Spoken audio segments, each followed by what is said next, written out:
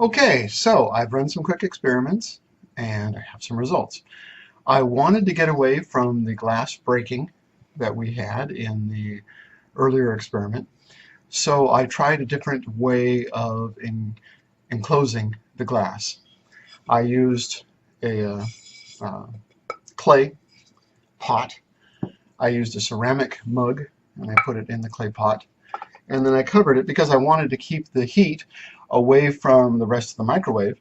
I covered it in another clay pot.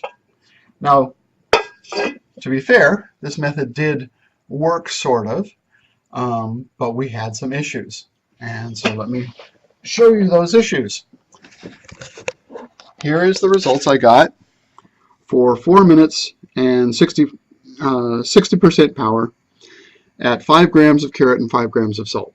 Basically, it's a little bit hardened, but nothing much happened to it.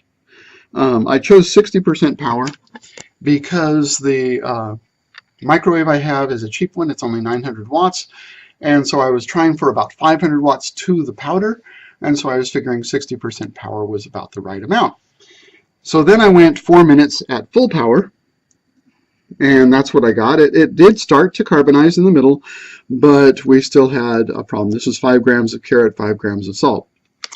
I then went for 6 minutes at full power, 5 grams of carrot, 5 grams of salt, and while it did more, it's still not fully carbonized. And so it became clear that the clay was removing more of the microwave energy than the glass did. So it does appear that the glass is probably the better solution for me.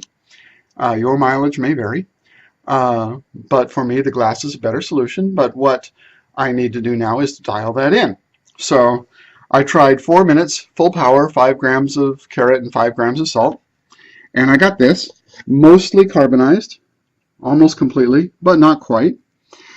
I then thought, well, wait a minute, maybe the table salt is not as good of a microwave susceptor as the other salt that Robert Murray Smith was using. So I tried 5 grams of carrot with 15 grams of salt at 4 minutes full power. Didn't quite get a full thing, but I'm still getting a good amount of carbonization. So what it looks like is that if I just go with the glass with about 5 or 6 minutes, I should be fine, fully carbonized, and be able to have the dual glass method, the Pyrex bowls. Now, what I have learned here, so here's the summary of what I've learned. The clay didn't work as well for me because it blocked too much, so I went back to the glass bowls. I had the one glass bowl crack, but that was after I did 3 in a row, bang, bang, bang. So what I've learned is to let the microwave cool down between each run. I was trying to avoid that. I was trying to do things that I could do quickly, but for me, I'm going to have to let the microwave cool down.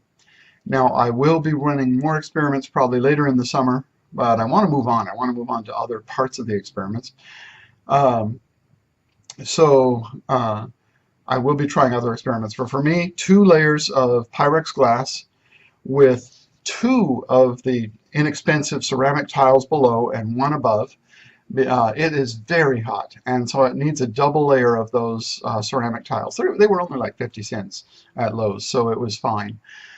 So 2 of the layers of ceramic tiles, then the 2 bowls, one within another, to keep the heat from going out into the microwave too much, and then 1 ceramic bowl on top to enclose the area, make the atmosphere more limited, and again keep the heat from escaping into the microwave oven. Does appear to be what I'm going to use. I'm just going to let the oven cool down a bit in between each run, and then it seems like the Pyrex bowls are just fine. So that is a very quick summary of where I am and what I've learned. So I hope it's a benefit to you. Thank you very much.